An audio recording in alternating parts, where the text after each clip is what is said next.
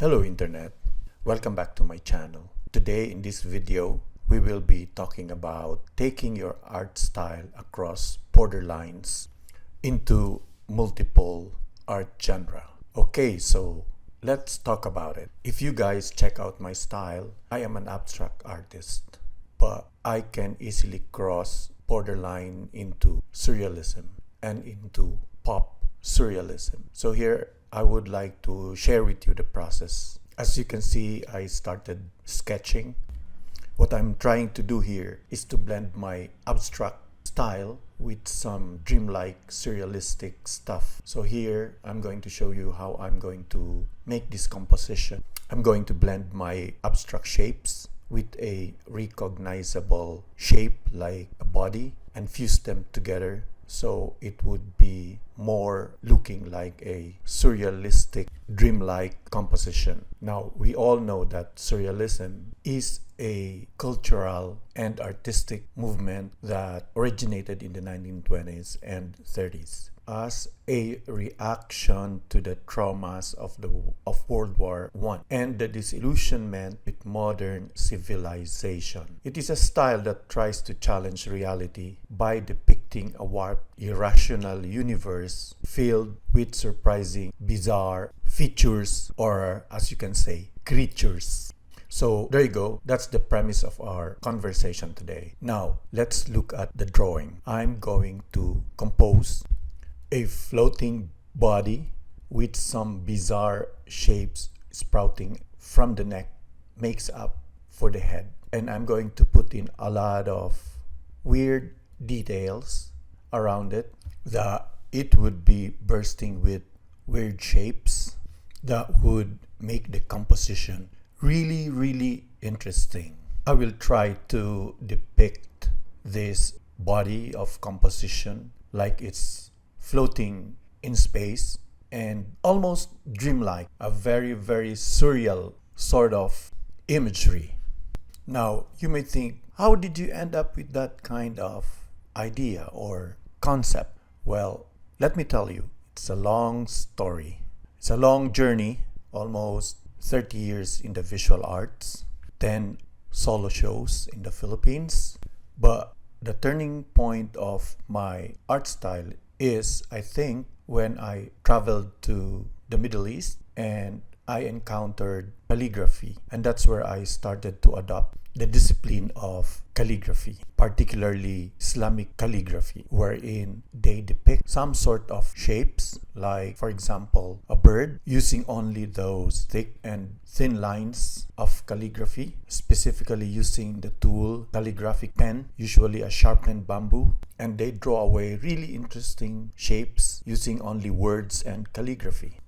So that's where I end up with being influenced by calligraphy. So that explains the abrupt, irrational twists and turns of my art style when it comes to shapes, lines, composition. Okay, enough of that short backstory, and let us focus at the drawing once again. As you can see, I have to meticulously put in every shape and every curve that will make up the entirety of the composition. Piece by piece, every essential shape to be put in place.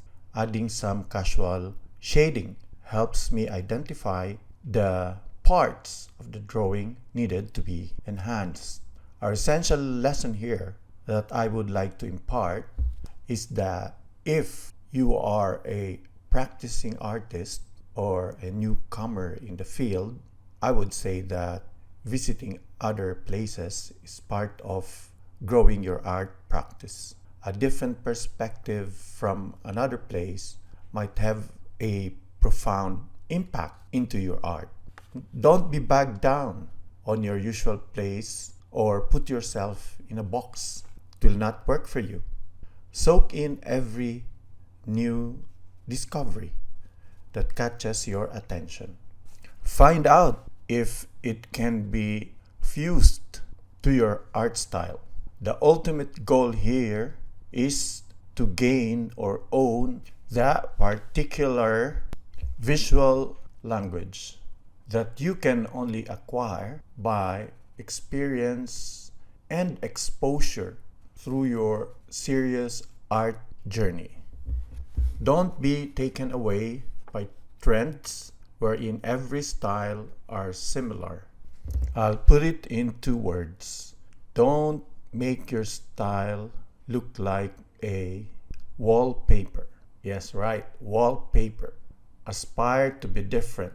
Watch the full video as I share how I used a black pen to finalize the drawing and the process of me using technology to bring in the modern feel to the artwork with emphasis on flatness that depicts a surrealistic pop culture feel, and slowly with precision turning the drawing into graphic expression, and also finalizing color composition.